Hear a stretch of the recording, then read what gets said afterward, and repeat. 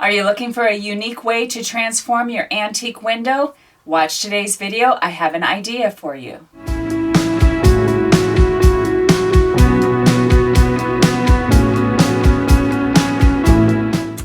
I love antique windows, and I also love my Cricut, which is affectionately named Jiminy. So I have made windows with painting on them and vinyl and all sorts of sayings all across our house. Today I wanted to be able to put pictures on this window that I found at a local vintage store, and it has the perfect holes to put pictures in, but I didn't want tape to be showing, I didn't want glue to be showing, so I am going to use frosted paper, make the panes look like they're frosted, put a little saying down in the bottom, just a subliminal saying with frosted paper, and it is hopefully going to turn out just as it is pictured here in my head. So let's get started. Okay, this is frosted paper that I got on Amazon. I have the link down below for that.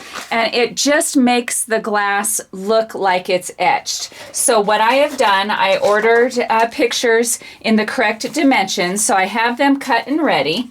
And I have my paper cut generously larger than the picture and big enough to fit in the hole. So I'm not going to worry about giving you dimensions because your window would look different. So I just have enough of a border for this. After you take the backing off of your paper, I am putting it on the back side of the glass. So here we have our tape. And this, pretend, is the inside of your window. This is the wall. The back side is the wall. So put your picture down facing up. And I have my vinyl following my grid here. And I want to make sure that my picture gets kind of straight on that. This is Earl. This is our rescue burro. Okay, so there we have the vinyl is just giving enough edge to the picture. Okay, this is the back of the window. So this is the wall side, and I already have hangers on here, so make sure you know up and down. I did one test picture, which I'll show you when I turn this over. So there's one there. Here's Earl to go here. And like I said, I wanted it to come from the back. And you can, depending on your window, you can make marks to line it up. This one doesn't have much room to wiggle. It's just about a ½ inch all the way around. So before I press it down, I'm actually going to go underneath and look underneath to make sure that it looks great. Okay, so now it looks good. So I'm going to just smooth in my tape or my vinyl.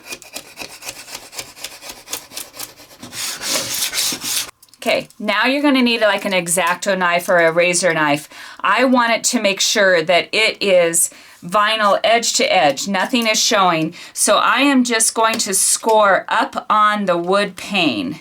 Instead of scoring down here on the glass, I'm going to score on the wood pane all the way around.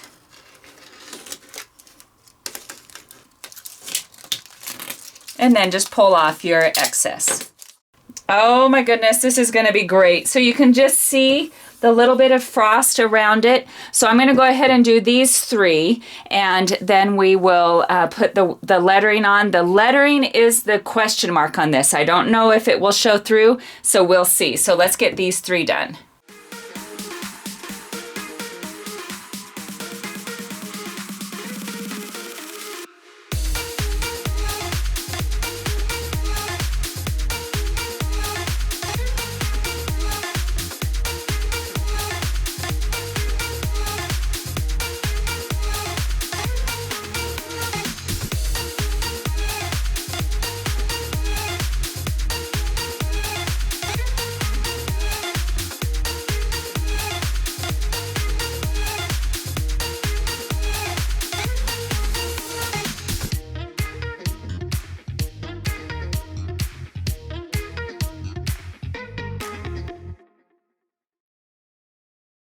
So now it's time to put words on this. If this was standing up, this is the corner that I want my words to be on, and quite certain you won't be able to see much in the camera on here.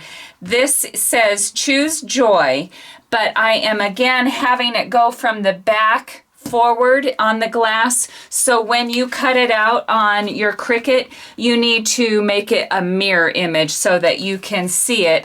And those black marks were just to make sure that I could cut really nice and straight. When I did my transfer tape, I wanted this to be as square as possible so that when I put it onto the window that I have some benchmarks here to go by. I don't want it to sit super close to the bottom, so I'm just going to take a highlighter and I'm going to mark it 1.5 inches up from the bottom there and just draw a light line, and that'll just rub off after we get our words put on there. Okay, so here we go. I'm going to take off my words.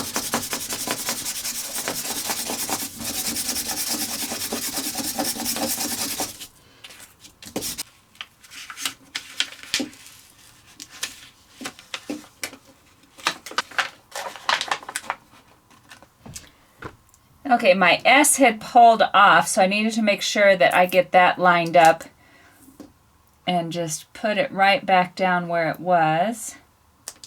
That looks good. Okay, that looks nice and straight.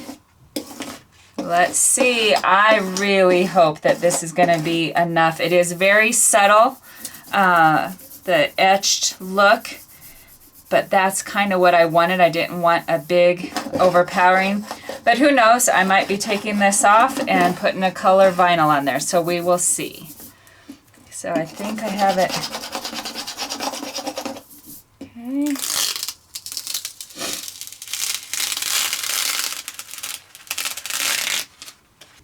Okay, bummer that I can't see the choose joy as much as I would like. So I am going to go to plan B.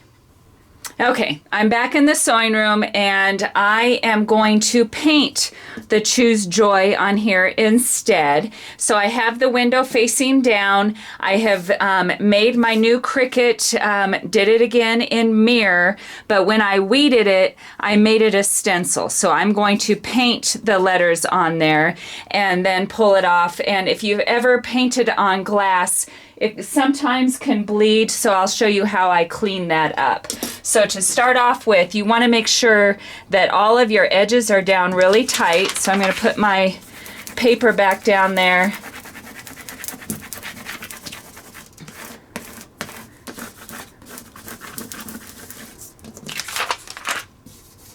Okay, and I'm just going to use typical standard acrylic craft paint. This happens to be antique white.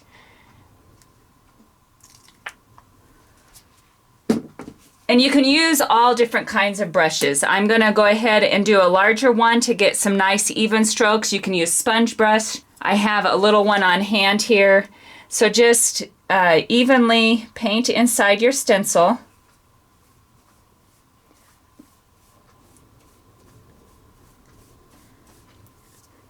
Multiple light coats are better on glass because if I was to go back and try to do that section again, it's not soaking into anything and all it would do is smear it. So we'll do one nice light coat here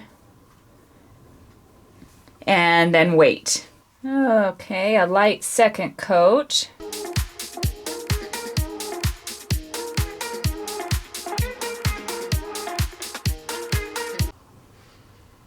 Okay, I'm going to do one more. It looks like there's what I call goobers in this paint. It must have been one of my older bottles.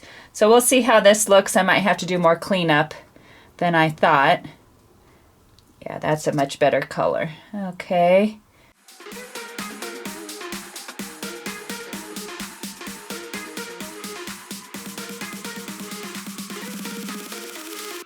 Once it's pretty dry, then we'll pull off the vinyl and start cleaning it up, and then we'll see what it looks like on the wall. Okay, when you get ready to take this off, it is always a question mark on how much has bled through, how much you're going to have to touch up. So you are going to either see me be really excited or have to do quite a bit of touch up. So we're just going to carefully pull this off. Always have a paper towel handy because the paint is not soaked in, obviously, to this vinyl.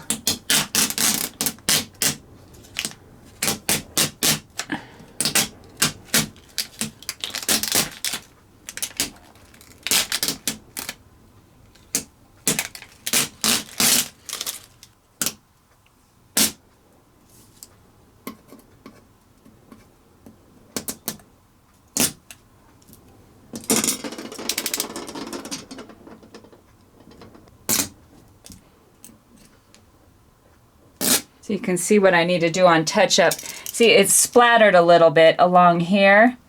So I think the best way is I'm going to let this fully dry before I'm going to just take a little X-Acto knife and just go along and clean up. See, it's splattered here. But so that is kind of dry, but this isn't fully dry. Here's a little smudge. So just take a little brush and fill that in while it's the paint is still wet on your paper. And I want to kind of smooth it in. And there's a goober over here where I touched it. Okay, I'm going to go ahead and I'll clean this up once it dries, and then we'll see what it looks like on the wall.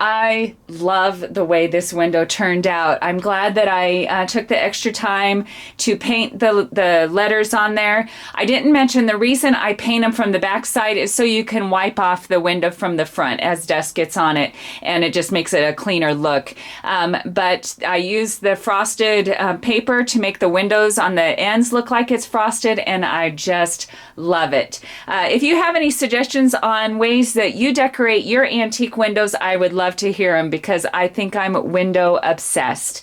But as always, I really do appreciate you watching DIY on the house.